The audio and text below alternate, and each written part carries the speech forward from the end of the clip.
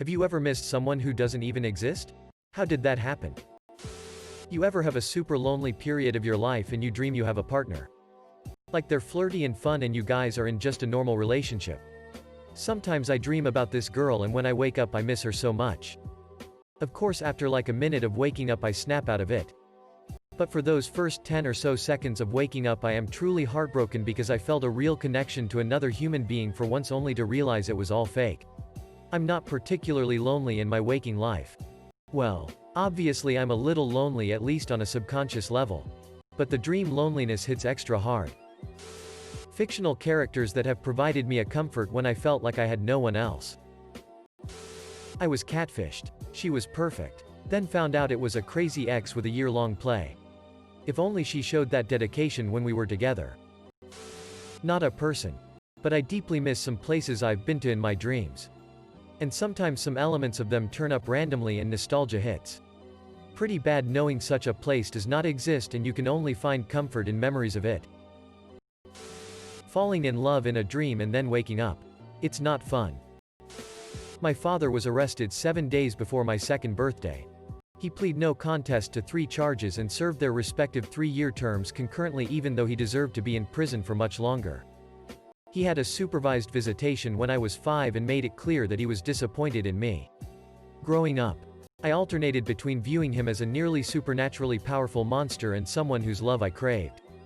Even if it meant being abused. I met him when I was 19 and realized that he was just a sad old man that did horrible things because he only cared about himself. When I was 24, I learned that he died from cancer. I couldn't understand why I had such a strong sense of loss. Over time, I realized that I was grieving the father I had always longed to have. The man my father could have been. His death removed any ambiguity.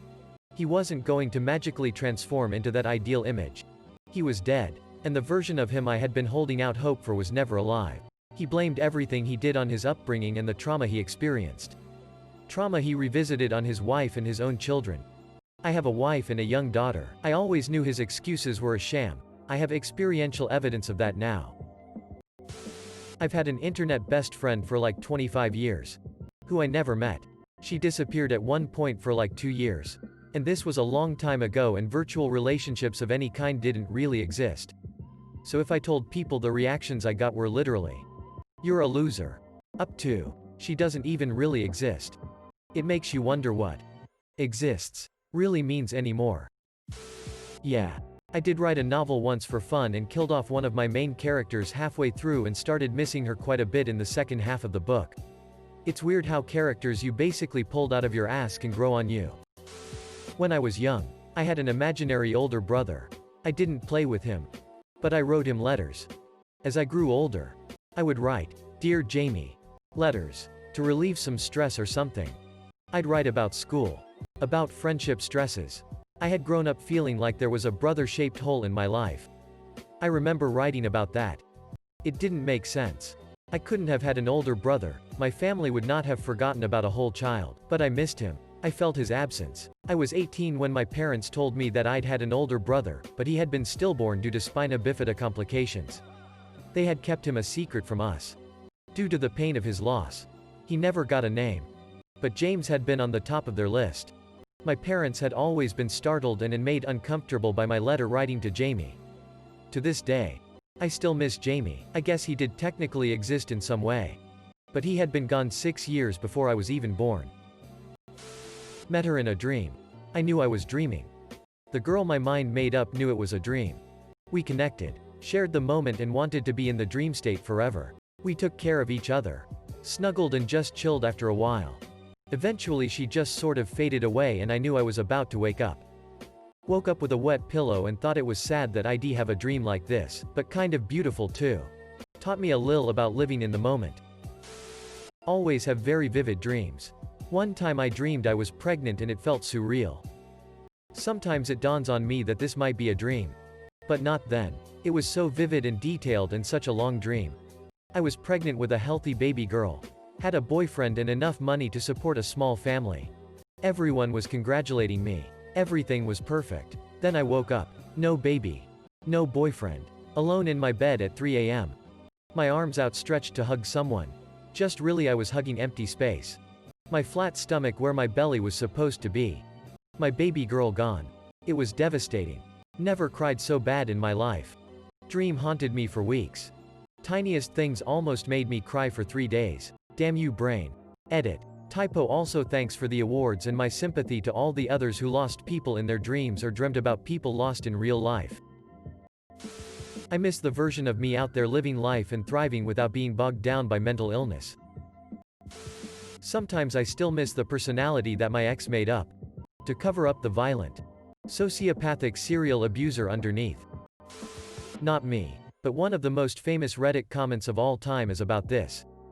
https www.reddit.com r AskReddit comments OC7RC comment C3G40T3.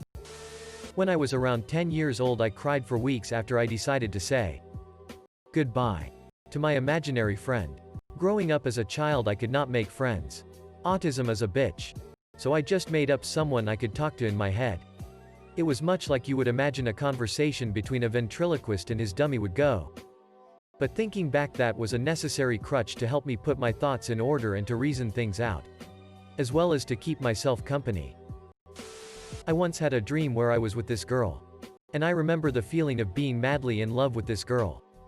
Spent an odd night together. Then woke up and couldn't even comprehend life for a bit. For weeks I actually felt kinda heartbroken and lost because I literally felt like I lost a loved one. No name.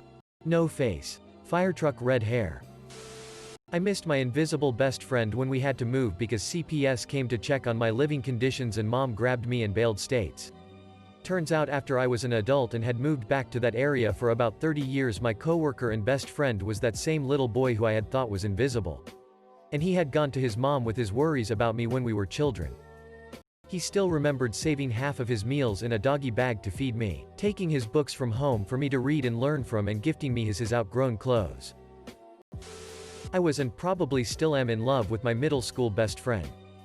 That person is dead now, though, and doesn't exist anymore.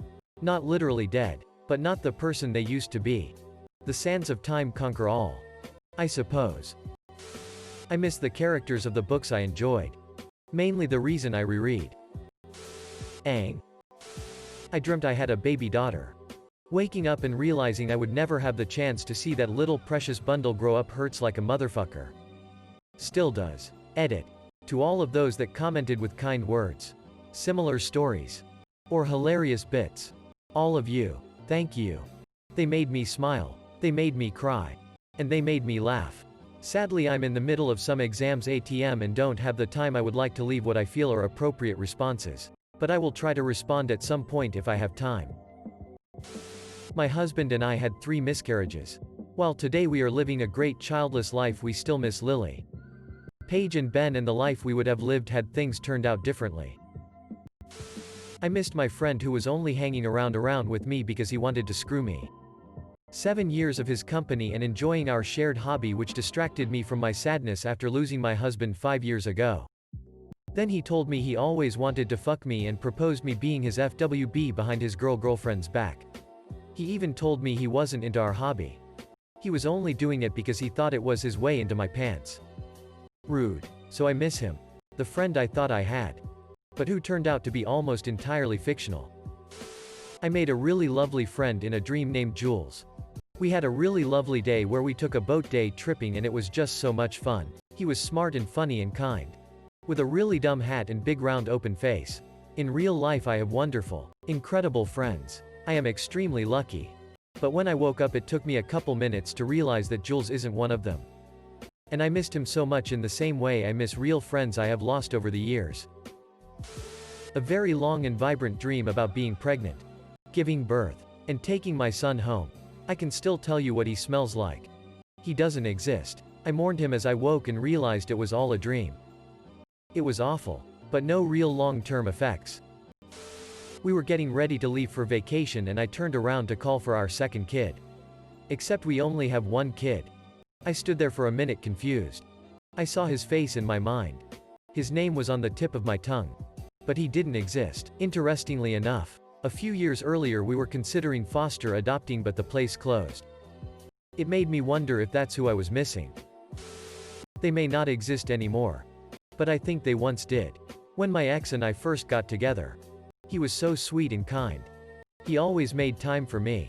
Played with my hair. Did the forehead touchy thing, where you both lean in and touch your foreheads together. And nothing else in the world matters, that thing. And would softly kiss my hand and/or forehead whilst I slept. He talked to me often. Told me when he missed me.